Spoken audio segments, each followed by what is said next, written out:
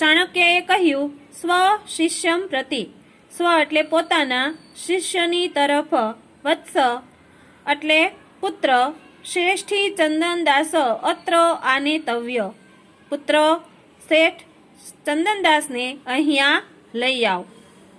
ચાણક્ય પોતાના શિષ્યની તરફ, પુત્ર શેઠ ચંદનદાસને અહીંયા લઈ આવ.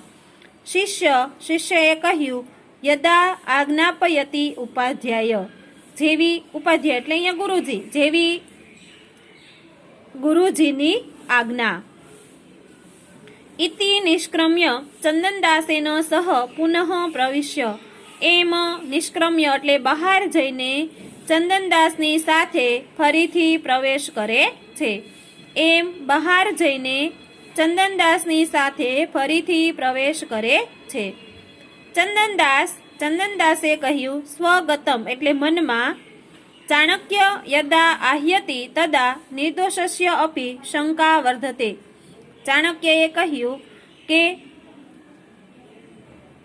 ચાણક્ય યદા આહ્યતિ એટલે બોલાવે છે. ચાણક્ય જ્યારે બોલાવે છે ત્યારે નિર્દોષસ્ય એટલે નિર્દોષની પણ, અપી એટલે પણ, શંકા વર્ધતે એટલે શંકા વધે છે. ચંદનદાસે કહ્યું મનમાં, ચાણક્ય જ્યારે બોલાવે છે ત્યારે નિર્દોષની પણ શંકા વધે છે. કિમ પુનઃ જાતદોષસ્ય, તો પછી જાતદોષસ્ય એટલે શું? જેને પછી પોતે ગુનો કર્યો છે તેનું પૂછવું જ શું? અતઃ એવ મયા અમાત્ય રાક્ષસસ્ય ગૃહજનત્યપી પ્રેષિતઃ, અને શું કે છે, આથી જ મેં, અતઃ એટલે આથી જ મેં, મયા એટલે મેં, અમાત્ય રાક્ષસસ્ય એટલે કે અમાત્ય રાક્ષસના ગૃહજનો એટલે પરિવારજનોને અન્યત્ર પ્રેષિત એટલે મોકલ્યા, બીજે મોકલી દીધા છે. આથી જ મેં અમાત્ય રાક્ષસના પરિવારજનોને બીજે મોકલી દીધા. મમ તાવત યબ્ધવતી તબ્ધવતુ નામ, મમ તાવત એટલે કે મારું તો જે થવાનું હશે તે થશે.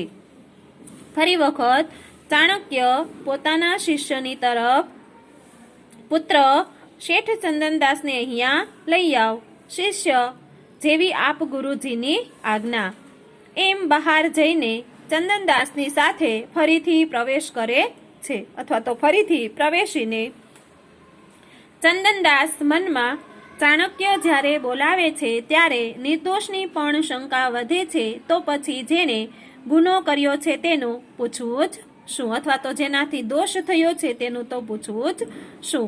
આથી જ મેં અમાત્ય રાક્ષસના પરિવારજનોને, ઘરના માણસોને બીજે